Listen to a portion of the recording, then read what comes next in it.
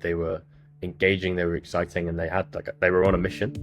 And that came through when I was speaking to them. And I thought, you know what, like, even if this doesn't work out, even if I join and the business fails, at least I'll have tried.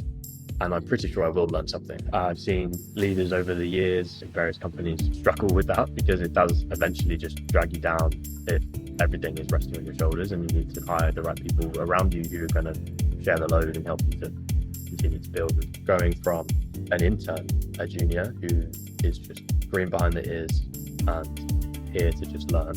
And I've scaled to this point now where I'm one of the directors for business in the UK, and it's been a hell of a journey up to that point.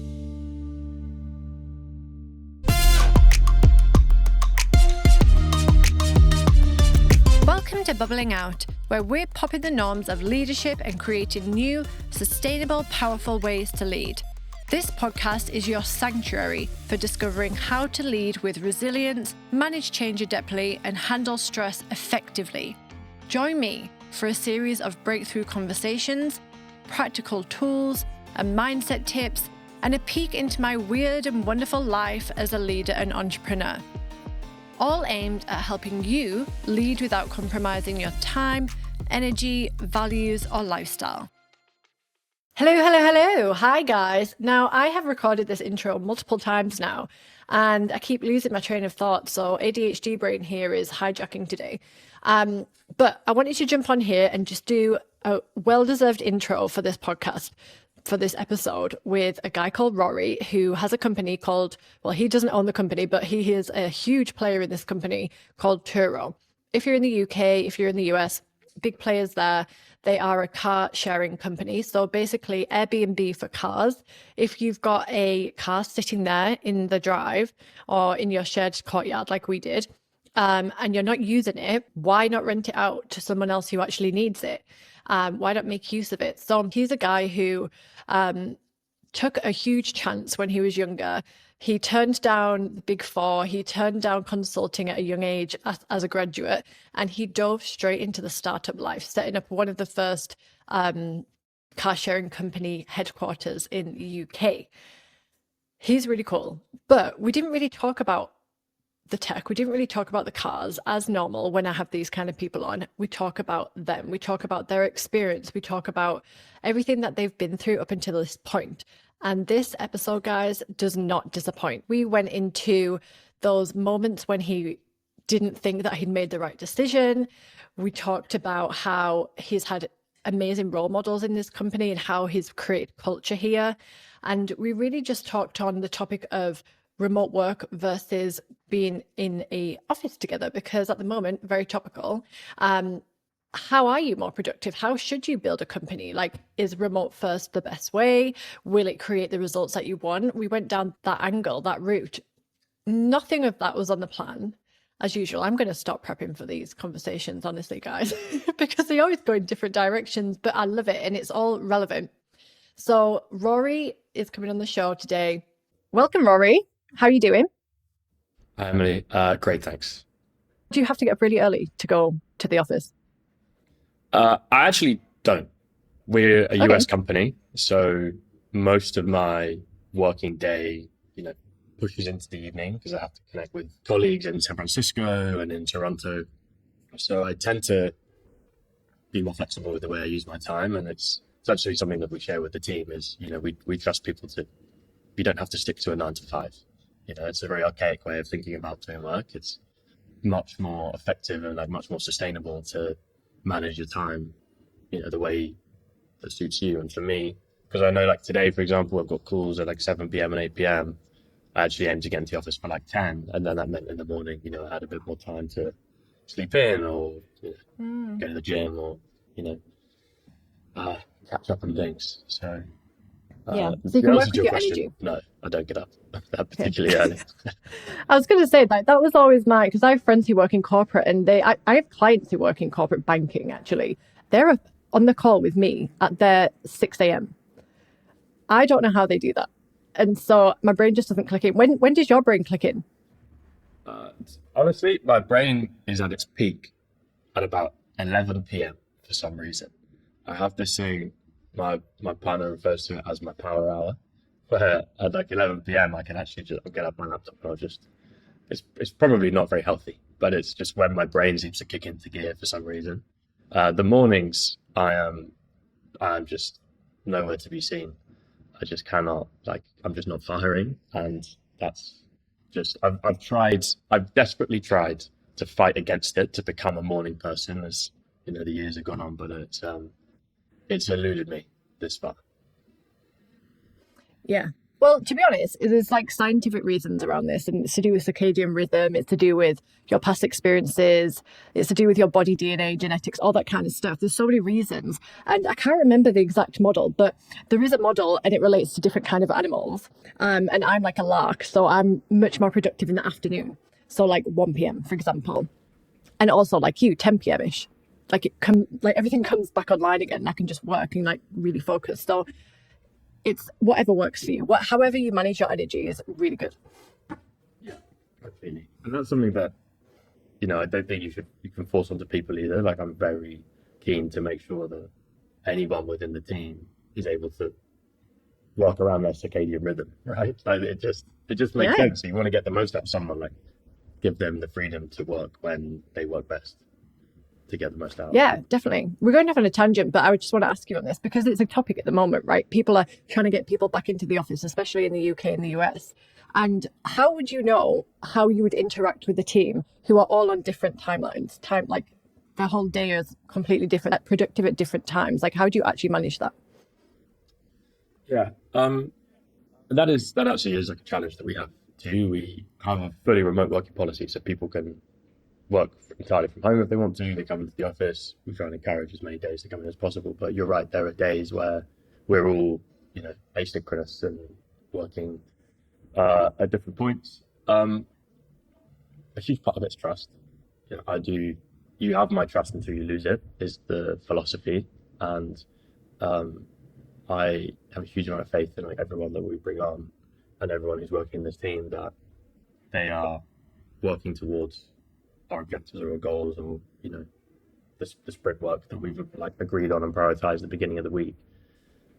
It obviously helps to have regular touch points, so a particular meeting in the day where we can all sit down, align on what needs to be done, and then it's just using the tools like Slack, etc., to just keep on top of things. But it has changed a lot in pre-COVID to post-COVID. Pre-COVID, we didn't rely so much on the tools and the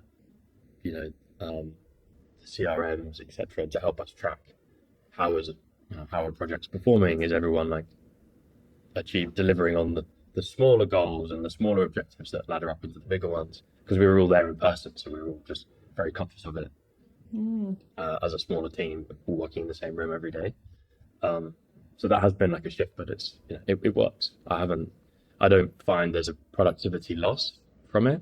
It's just had to require us to shift, strategy and shift the way that we collaborate to make sure that we're avoiding any pitfalls where something might get blocked or something might be slowed down if someone isn't aware that something else has happened, because it happens not in their direct world.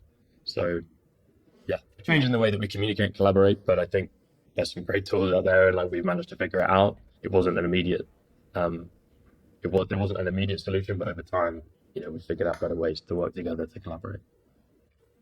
Yeah, it's from what you're telling me, it's just you've adapted and you're all working together with your own personalities, your own time management, and you're able to come to a solution that works for everyone, which is a pain point for so many companies, and processes really save it, and they save you so much time as well.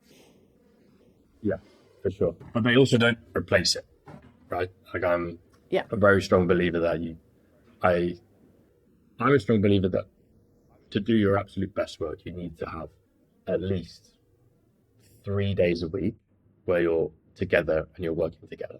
And I know that's somewhat of a controversial opinion these days. There are a lot of companies that have moved to these fully remote models where they've offloaded their offices entirely. And I think for some people that can work really well. For me, and from what I've experienced, you get the most out of people when you can band together and sit in a room and create a buzz and a momentum that you don't get when you're sat at home, on your sofa or on your kitchen table and you're trying to work through things. So it is those tools can help you to find a balance, but in my opinion, I do not believe that they can fully replace the power that can come from like being together in a room, driving things, picking up on things that you hear that you wouldn't necessarily have heard if you weren't on the Zoom. And those moments for especially more junior people, some of the best moments of my early career were when I was just happened to be walking past the meeting room when one of our execs was in there, and I got a chance, and they just were like, "Do you want to come in and be a wallflower and experience what this is?" And I'd be like, "Absolutely, yes, I would love to do that." And I feel a sense of loss for the junior people coming into the workforce today, who really like prioritize working from home, and they don't get those opportunities to just learn through osmosis and build those soft relationships with much more senior people that can help them find opportunities that you wouldn't otherwise, find behind a Slack screen or a Zoom room. Yeah, definitely. And you pick up on so many physical cues as well when you're with actual people, and you're able to hear the tone of voice, and you don't have Slack wars, and you can like actually manage everything in a more humanistic way. You can just deal with people better.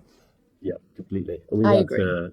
That is actually a really great point on the tone of voice. That caused, especially over COVID, definitely there's clashes all over the place, and the solution to that is just to pick up the phone.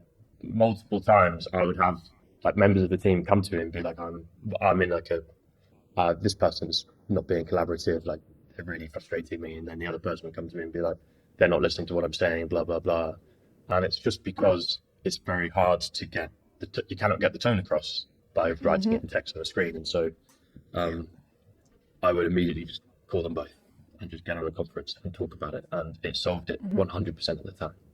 So like again, it's a case of you need that interaction. Yeah, you can do it over the phone. It's obviously better in person when you've got body language and you've got someone sat in front of you, and you're sharing a space together.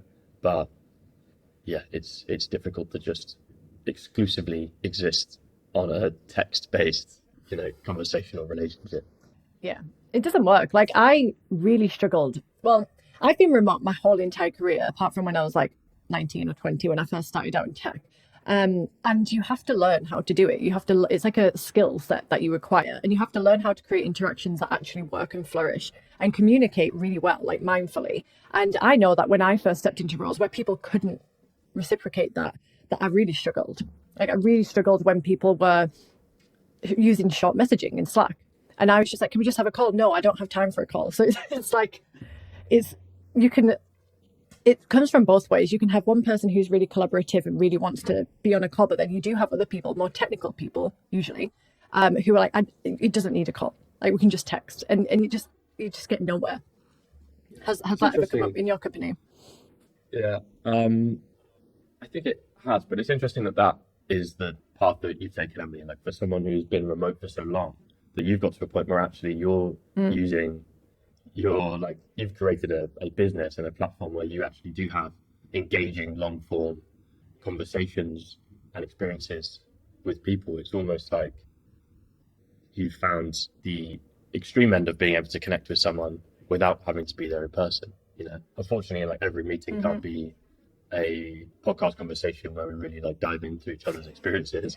But it's I think that's quite interesting, the way that you have almost like supplemented that absence of the like face-to-face social interaction by actually diving headfirst into a more extreme version of face-to-face interaction like this.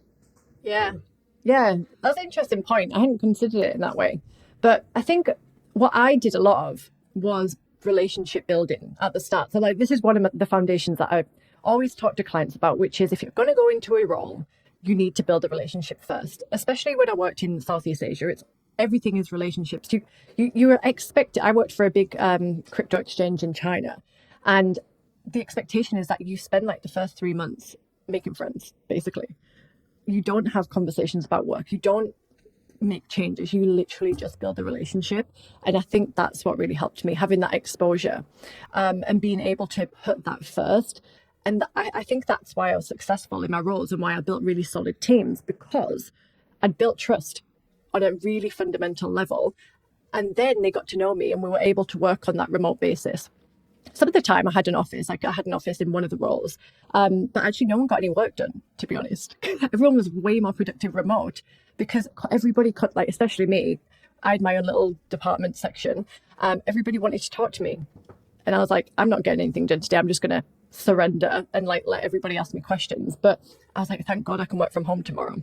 So I think it's typical of when you're working mostly remote, people do want to have a chit chat.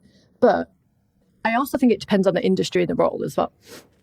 Yeah, it depends on the industry and the role, but it's somewhat self-fulfilling. So for example, if you're in the office every day, then you don't need to do as many like, oh hi, how are you doing? And those chit chats, because like you're just on top of those things. Whereas if you're in once a week, there's almost obligation that, oh, okay, you're here now, so we should do a whole catch up on the last 6.5 days of your life. Yeah. But that's true. That's a really good point though. It's an interesting argument. Yeah. Have you got anything else to share on that? it is just that I'm conscious it's somewhat of a controversial opinion, and we've experimented with requiring different days to bring people into the office because I want to get as many people in as possible because to build the momentum, to build the culture. I mean, we could even take a moment for culture. There is something about being a part of a fast growing new company or new brand where the culture matters. And the culture matters because, especially in the early days when I joined Turo, which was about 8 years ago now, this was a startup. I was the first hire in the UK. We had a director fly in from SF who brought me on, and we can get more into that in a moment. But where these brands compete versus for talent versus your Googles, your Facebooks, your Apples, and the other and consultancies, the companies that are willing to offer you great pay packages, compensation, which includes incredible benefits, free lunches, paid commutes, all that stuff. The culture is like one of the pillars that we have that makes us exciting and makes us attractive to new talent. Culture helps you to build relationships that you go on and you continue to, as you leave your startups, and you work with people there and you build those close relationships that are driven by the culture there, and they go on and work in other startups and build other startups. And, you hear a lot about the Deliveroo diaspora, or whenever a tech company IPOs, for example, and those people go on and that releases a huge amount of capital that goes on and creates new startups, and you create an amazing network through the relationship with these people. And I really think that the culture that can be built and found in a early stage, fast growing startup bonds people together in a way that you probably find it harder to create in a massive organization that, is slow moving and everyone has their specific roles and their specific teams. So, that's my last point on the whole work from home, work from office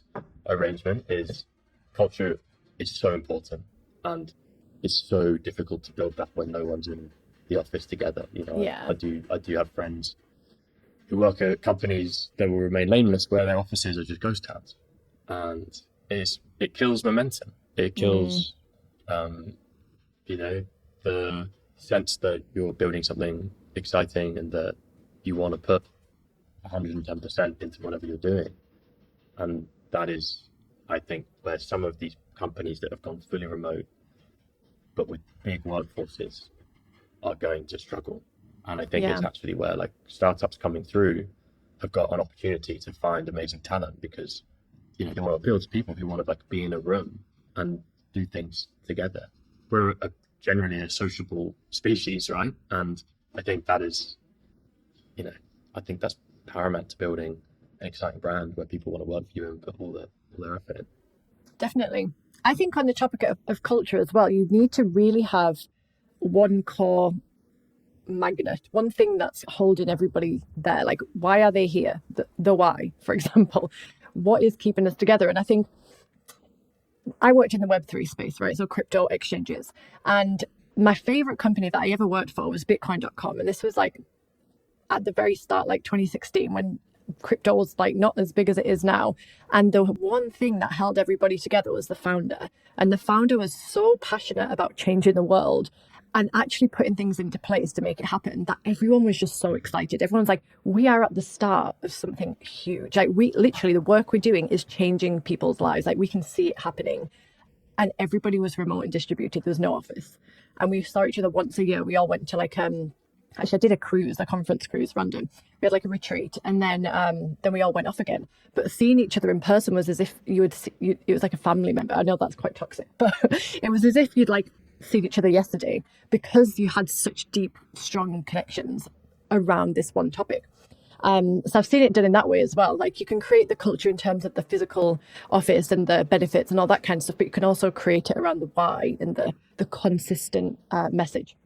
Interesting. And if he left, or for whatever reason, boards can come in and shift people out, what do you think would have happened? Yeah, that actually happened. And actually, I left just before that, and it isn't the force that it is now. So that's a really good point. Yeah, the risk is if you place the responsibility of all of culture onto one person or one figurehead, that's actually a risk. It's fragile, because if that person, even if they don't leave, but let's say they just lose the passion, that can filter through, and there's nothing holding the rest of the culture together. I think that having a leader, a brand ambassador that is going to give everyone the desire, like the passion to build the brand, is so important. But I don't think it's the only thing you can rely on. I think you need to bolster that with a social environment where people are, interacting together, where people get to experience relationships with their colleagues outside of work as well, which is even harder, I think, on a remote workforce. Over COVID, when we were fully remote, we tried to do some like social, like, the quizzes and the lunch and learns and social time over Zoom. Doesn't replace social time in person, where you can go out for a dinner or a lunch or a drink or a coffee, where you can actually connect with people on a personal level, because that's how you really build trust and build committed relationships. So I think there's two key things. So the brand building, the culture, it is having that leader who's going to instill it and live and like breathe those values, but then also it's having a working environment where those relationships can foster around that, irrespective of whether that person is there or not, or whoever replaces them in the future.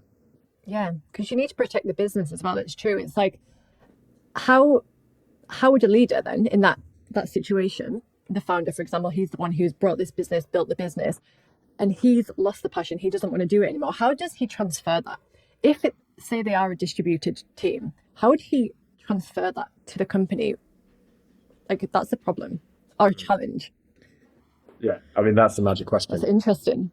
The best way to do it is you hire the right people, right? You bring on, if you're the founder, the CEO, you bring on the generals, the leadership team that share those values, are going to continue to instill those values.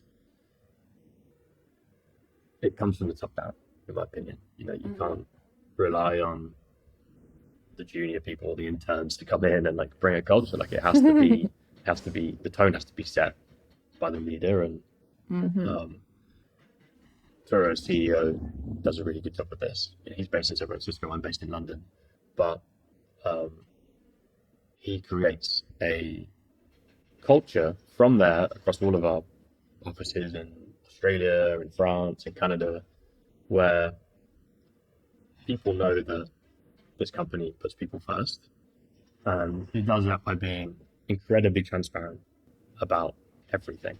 like it's the level of transparency that he shares on the all hands with the teams is more than I've seen at any other company, and that is a sentiment echoed by everyone I work with around here. That transparency builds a trust and a respect, and it trickles down, to the other leaders. So he's picked his leadership team, and so here in the UK, for example, we continue that sentiment. I'll be super transparent with how the business is performing. We'll go through the full P&L and like really dive into detail about what's going well, what's not going well, where are our opportunities, like what's really happening here, what are our plans for next year. Everyone has access to all of the data as well, so it's being transparent. I think is actually a really smart way, and I've seen this work, a very smart way of building a culture of respect and a culture of appreciation that people don't feel like they've been left in the dark, or they don't feel like they're excluded from conversations, or they're an outsider and there's an inner circle. Transparency breaks down all those barriers, and that's something I will take with me with all my wherever I go. That's it's just important to give people respect of letting them know what's going on and keep them in the loop. Yeah, transparency is, I would say, it's like if you don't have anything, at least have that, and it just creates such a culture of safety as well. Like you said, it's like you're not keeping people in the dark. You're able to, okay, this is my role. Say, for example, I don't know, head of marketing, right? You need to know the data, so you know how to support the sales team, so you know how to support the product team. And it also takes away I used to have real anxiety around, do they have enough runway? Am I going to have a job? Right? I did a lot of money mindset work after that. But I realized that when you do have transparency, that isn't there. Like, that the work you're putting in can have a direct impact on the revenue, and that your role is a really important role. And I think, so that transparency, what I'm trying to say is this transparency creates more agency and more responsibility for the people as well. And it also creates opportunity, because it gives people the understanding to see, like, where else can I provide impact? Like, if you fully understand, like you did there, Emily, the impact that your work has on the business and performance, but you also understand how other roles impact performance, or you see opportunities where someone doing something else could actually like help to improve the business in a certain way. We've seen that, and we encourage that, in this team. So I'll give you an example. There was like an area of our market. So we're a marketplace. Maybe I should explain what Turo is at this point. Yeah, go for Turo it. is a peer-to-peer car sharing marketplace. So the best way to think of that is with the Airbnb for cars. Private car owners can rent out their cars when they're not using them, or even go on and build a business of a fleet of cars that they share out on the marketplace. And then we call them hosts, like Airbnb. And then we have our guests, who are the people who are looking to access a car. They benefit from Turo. They come to Turo because it's a marketplace with thousands of unique models you can choose from, and an unrivaled convenience where you can use an app, and within a couple of taps of the button, you can book a car on your street. You can get a car delivered to your door, delivered to the airport. It's disrupting a very archaic industry in traditional car rental. I'm sure many people have had negative experiences, queuing at the rental counter, signing forms, being stung with fees, getting the car that not getting the car that they thought they'd booked. They thought they had an A-Class, and they got a Fiesta, and it's white and it says Enterprise on the side. It's not very aspirational. We're trying to turn that on its head and create a marketplace that just uses the 1.5 billion cars that are already sat around across the world. We don't need to manufacture new vehicles. We don't need car rental companies to have thousands of cars to airport parking lots, when there's already 33 million cars in the UK, sat around. I'm sure if you look out, well, you're in Lyon, but it's the same in France. We're live in France. If you look out your window, you'll see vehicles parked there doing nothing. And we are one of them. There is a world. There's a world where technology can now allow us to connect people with assets, people who own those assets. So that's Turo. in a Yeah, it's nutshell. brilliant. It's brilliant. You joined Turo back in the day, 8 years ago.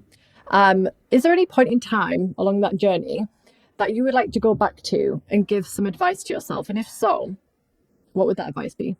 And when would it be? Yeah. So it would be 8 years and 1 month ago. Okay. So right before I decided to join, I would go back and I would just say to my younger self, take the chance. You know? In that situation at the time, I was doing an internship at an insurance broker in London.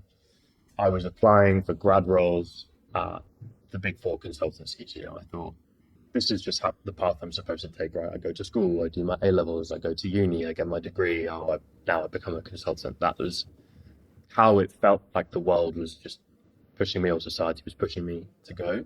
That's maybe on me for not seeking out amazing career advice at that point, but that felt like a very natural progression. So I was in a final interview at one of the big four companies, PwC.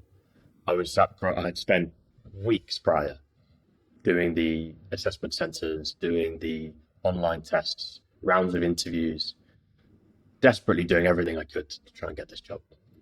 And I'm sat in the interview room, the final interview, across from two directors, and they asked me what was I looking for from this role. I would love responsibility. I would love to learn. I want to create things, do things, have an impact. And I was like, what will this role be for the next 2 years? And they didn't say this directly, but they basically said the antithesis to everything I just said. It was going to be a huge amount of backroom work. It was going to be a slow burn for a long time before I got to that point where, this is my perception of what they're saying, before I got to the point where I would actually have something that was going to engage me and inspire me in the way that I was really hoping to get. Yeah, I'm 22 at this time. I don't know a huge amount different, but something told me in that moment, this is not for you. And I just had this epiphany moment. So I said to them there and then, guys, thank you so much for your time. I really appreciate this, but this role isn't for me. And then I got up and walked out. Wow. And in that moment, I was like, wow, how empowering that was. Hell yeah, let's go. And then I sat on the tube on the way home, and it all came crashing down. And I thought, why did I do that? That was so brash. I didn't need to do that. I could have just done the interview anyway, and at least kept the option open. It lacked such strategic nous to have just called them out like that and walked out. And then, yeah, I got home and thought, okay, I can't go back. I can't email them and apologize and ask for a second chance.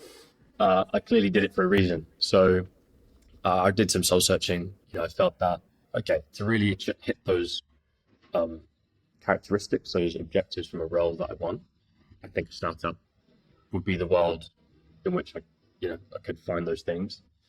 And then I Googled to find which sector. I didn't have any experience in startups at this point within tech. I did a politics degree. So I really was coming into this cold, but I knew what I wanted to do was be given a challenge where I would make a difference. I would like to be a cog in a very small machine, a big fish in a tiny pond. I knew I wasn't going to go in as a big fish, but have that chance.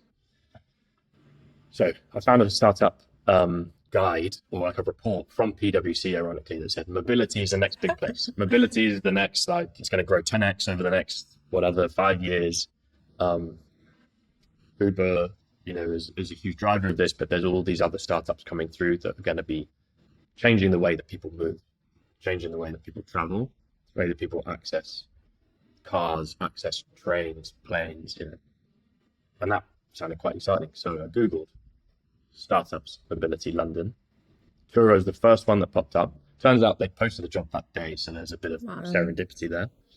And yeah, within a whirlwind 2 weeks, I'd had multiple interviews from my bedroom and was meeting with the COO, the president of the company, some big dogs that, when I looked them up in advance. They had been C-suite at eBay, and they had been um, in tech in San Francisco for a very long time and had been very successful. So it felt there was a huge amount of imposter syndrome where I'm here, like talking to Yeah. them, like I can't believe I'm taking up their time talking to them about this role.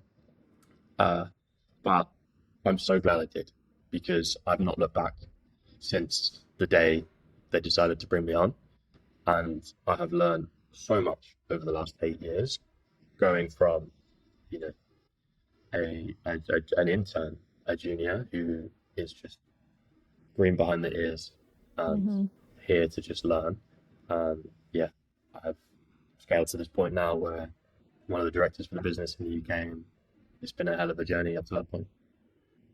It's such an incredible journey, because going back to your answer of take the chance, what prepared you to take the chance? Like what experiences, or maybe what voices, opinions, people helped you to say yes to this kind of role?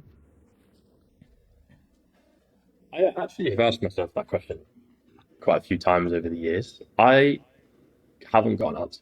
I'm not sure what it was that made me go for it. It wasn't the money, I'll tell you that for sure. Joining a startup in the early days when it's still raising cash. Fortunately, Turo is now a profitable business, so we are in a very different financial position, and that I've seen that develop over the years. Um, I honestly think it was talking to the people I met in those interviews. They were so far removed from those directors I spoke to at PwC. They were engaging, they were exciting, and they were on a mission. And Yeah. that came through when I was speaking to them.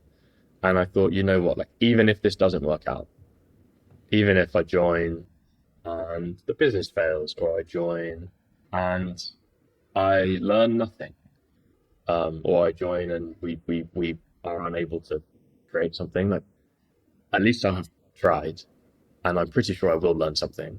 And who knows where this experience will lead. And if it doesn't work, those consultancies are always going to be there. I can give it 6 months.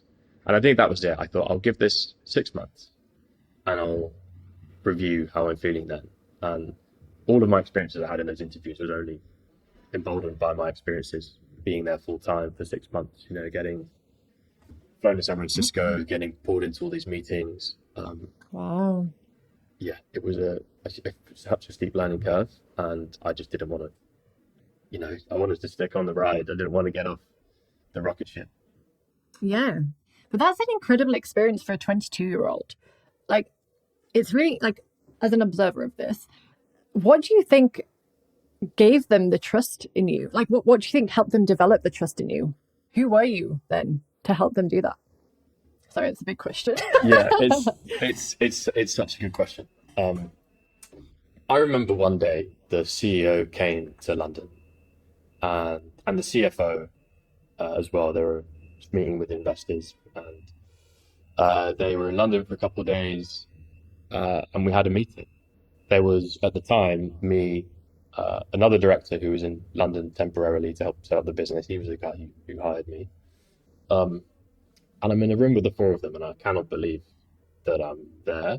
I'm so intimidated. I'm, like, nervous, but also excited. I'm like, I've never been in this situation before. I've got no idea how to handle myself or what I'm supposed to do. And I just assumed, I'll sit here nice and quiet. I'll take in whatever they're saying, and then I'll follow up on the actions afterwards. And I can't remember what we were talking about, but the CEO turned to me at one point and just said, "What do you think?" And I looked at him and just said, "You want to know what I think on this particular issue or this particular challenge?" And he's like, "Yeah. What's your take on how we should do this, or like what we're talking about?" And that has always stuck with me, because he showed an interest in what I thought on a particular topic, which basically showed me like a trust and a respect. And it gave me pause for thought to realize I should be confident in these opinions. I should be confident in how I think about certain issues. It's not because I'm not experienced enough. Like, actually, they think that I've got something that can analyze or understand what's going on, and maybe I bring a perspective that they don't have. So that was a moment where things changed for me, from feeling like I was just this junior person who was just here to help do a job and wear as many hats as possible, to they respect my opinion on this, and they're coming to me and looking at me for guidance and support and strategy and obviously to develop over time. But I like to think that this was something in me in those early days that they've championed since then. I've been very fortunate to have been given all the opportunities I've had to get to this point. And I really think from that moment where the CEO, who had, by this point, this guy had been, I think, the president of eBay in Europe was his role. He had created a company and sold it to eBay for however much. Wow. And he'd been there, he'd done that. He knew what had to be done and whatever it was we were talking about, but he had the time and the grace to stop and check in, and that has given me the confidence to go on and then apply that to my own teams. When we bring in junior people and interns, I think it's really important to get everyone's perspective, because everyone does have an opinion a lot of the time, and some of those opinions can come from the most unlikely of places. So we do a meeting, we do a monthly meeting. This is kind of circle back to the culture point. In our entire UK team, there's about 35 of us in the UK. Once a month, we do what we call the Great Debate, which is a moment where we all get to come together and we run and we sort of simulate a debate-esque meeting on a particular controversial topic. So someone will come up with a controversial statement like, I don't know, should we turn off all marketing spend? And then some people have to support the answer, some people have to defend the answer of the question. And it allows us to explore extreme opinions that could end up becoming really bold ideas. And some of the best ideas that we've had over the last 12 months, 18 months since we started this Great Debate opportunity have come from the members of the team that have got absolutely nothing to do with the topic that we're talking about. For example, they've come from the intern, or they've come from the ops, one of the ops associates, or like they it's really interesting to see how people think about these things, and like there's power in having more heads in the room, more voices in the room, the diversity of thought, the diversity of experiences, and the unique experiences everyone has in relation to our business. The customer support agents, their opinions are so relevant, and I'm far removed from that stuff now that it's really interesting to get that like frontline insight that supports and adds an opinion to a room that shouldn't just be driven by the top-down voices. Everyone should have a platform to be able to share what they think and how it works. And like I would encourage any leaders out there to implement some kind of opportunity or framework forum where people have the chance and they're encouraged to share those voices, because something golden might be out there. I love this concept, the Great Debate. I'm writing this down because going right back to when you were an intern and you were being asked your opinion, it's number one, what great role models to have. That's incredible. And the fact that you've been able to, they've transferred that to you and you're now able to support your team, but the being able to bring confidence to your people. Like it's like, I work in the nervous system stuff, like I'm all into that stuff, but it's co-regulation in a way, right? It's like, oh, everything's okay. You're safe here. You're one of us. It's like helping you be accepted into the crew and feeling important and feeling like you are all neutral. But another point there is that you don't know what someone else has experienced, what they've seen and observed today, what voices they've got in the back of their head, what things have happened to them. And so having that diversity of thought is always going to just be a benefit for the company. It's not going to, because I've been in companies where it's literally just the marketing team knows what's best, or the product team needs to build the right products and everybody else should listen to them, or the sales team, for example. But bringing a forum like this brings people together and creates more camaraderie, I would say. It's like, whoa, this is so fun, let's do it. Because what you're also creating in that environment is healthy conflict. You're Yeah. encouraging people who may not even agree with the position they've been asked to defend it regardless. And that does create like it must be a thing in relationships where when you go through conflict, you come out the other side, you are stronger. What doesn't kill you makes you stronger. And this is a sort of safer way of creating conflicts that can be managed. That by the end of it, you have two people who've had, or multiple people who've had quite an interesting heated debate, and they respect each other as a result. Sometimes what we do is we ask someone to change their opinion mid debate. We tell them, all right, you switch, you're on this side now, and it creates like a fun, light atmosphere, like you said, where people feel safe and like secure to be able to share their opinions and that they do matter. And I hope that they come away from this. It's just an hour a month, and it doesn't take a huge amount of time, but it gives a moment for us all to like take stock and be there together, and drive inclusivity. And as I said, it genuinely has been some of the best ideas that we've had from various initiatives, small or big, have come out of those meetings from the most unlikely of places. Yeah, it's also like a really good environment to practice mindful communication. Like do you use any kind of communication framework whilst you're doing this? We started off creating a very formal framework, but it went out the window in the first meeting. People were very comfortable just like raising their hand, giving an opinion, and like we felt we maybe would need a moderator. Like we don't need a moderator. Like I said, we're a very like healthy team with good people, and it's never gone sour. Yeah. But that's a great point. It gives people a chance to communicate fairly and mindfully, and also it gives people a chance to speak publicly and become a lot more confident being in a room and speaking and being heard. Like it's a great platform for junior people to test their public speaking skills, and I hope that people have got better and feel like they've improved and developed those skills over the years. That's it's such an important forum to have as an intern or to have someone as a junior person.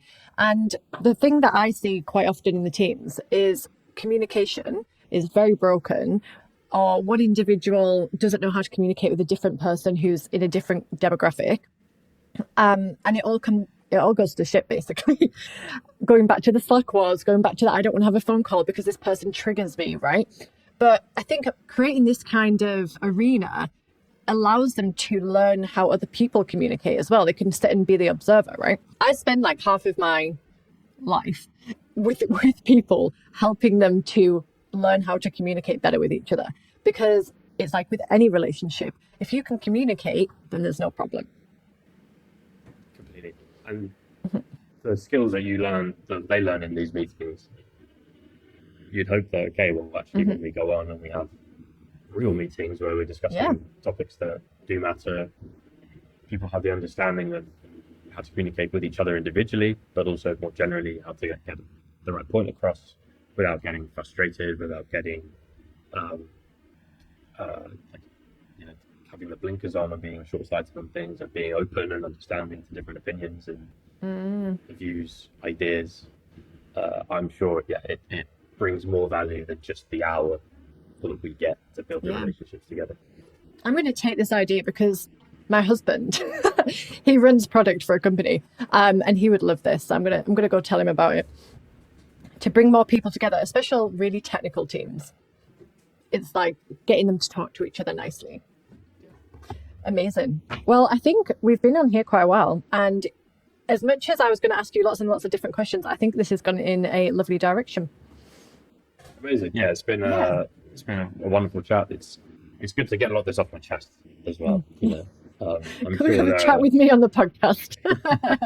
I'm sure there are other leaders out there who are also challenged with some of these issues with remote work and culture building, and opportunity building, and it matters, and it's taken time, it's taken years for me and for our UK business to really develop.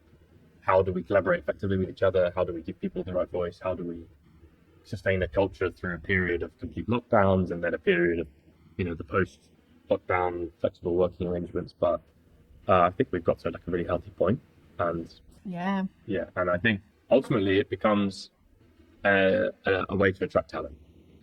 And that's, how you continue to create and embolden the processes that you're creating as you hire people who are going to come in and continue to like get stuck into the culture that you've built and are fully supportive of it. And that's actually something that, in our interviews, we make a point of really understanding how does a person like to work, explaining typically like how our team likes to work and making sure that there is some level of connect there that's going to ensure, we're not going to bring someone in who's not going to subscribe to the culture we're trying to build, because that can make things much more difficult when you have more and more people who aren't as engaged with the culture or aren't able to work in the ways that the rest of the team works. You don't want to create those divides and those barriers to collaboration. Definitely. Yeah, because I see a lot of people come into roles, especially leaders, like people who've already had their career and they're like, I know what I'm doing. And they've got really strong boundaries with time. I'm one of them, actually. But you have to learn how to collaborate with the team that's already existing. And so if that means 9 a.m. calls, then that's what it means. And you have to decide whether you want to opt in or not. Yeah, for sure. It's just finding the right times, being flexible with those times. But you make a good point there as well for the leaders. It's also about being able to block out your time when you need it to. It's very easy to just invest so much of yourself into the culture that you end up like missing out on focusing on like some of the more prioritized things that you need to focus on in that moment. So I know some companies do like no meeting Fridays, where like Friday is a time to just like sit down and just like crush through the inbox and the workload. I think that could work. Protecting your time and protecting your energy as a leader is the thing that's going to make you successful, nothing else. Like, you need to be able to have those two things sorted. Yeah, exactly. You can't, as that family you spoke about earlier, who probably carried a lot on their shoulders, that's not necessarily sustainable. And I've seen leaders over the years in various companies struggle with that, because it does eventually just drag you down if everything is resting on your shoulders, and you need to hire the right people around you who are going to share the load and help you to continue to build and continue to grow. Exactly. Amazing. Thank you so much for sharing all of your insights today. Do you want to tell us how people can find you? Do you show up on LinkedIn or Twitter or anywhere? Yeah, I'm obviously on LinkedIn, Rory Brimmer. Please do connect. Happy to chat, and any opportunities, always open to them. I'm not on Twitter, X, so LinkedIn is definitely the best place. Or, more importantly, I would love people to experience, the Turo app. If you're ever in need of a car, if you have a car sat around doing nothing that's costing you money, Turo is where people are offsetting, their ownership costs. So you can list your car on Turo, rent it out when you don't need it. I do that with my car. I meet some really interesting people. I've actually met other leaders who have booked my car. Like, I had a guy who was he had a senior role in product at Amazon in Europe, and he came to London for the weekend and booked my car, and we had an interesting chat. So there's probably somewhat of a networking opportunity. So cool. We bring people together. But yeah, and I'm sure the audience here probably travel quite a bit. So if you need a car, the Turo app is the one for you. What a good idea. Yeah, I was thinking, oh wait, all of the people I know who are constantly on a conference tour, they would love this. Amazing. Thank you so much. And I'm sure we'll have you on again at another point to talk on another topic of this. We'd love to. Thanks, Emily. Lovely. Thank you. Bye. Bye.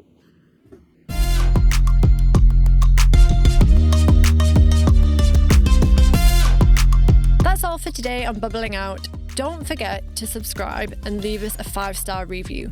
Your reviews and subscriptions help more people, more leaders, more entrepreneurs like you access the Bubbling Out podcast.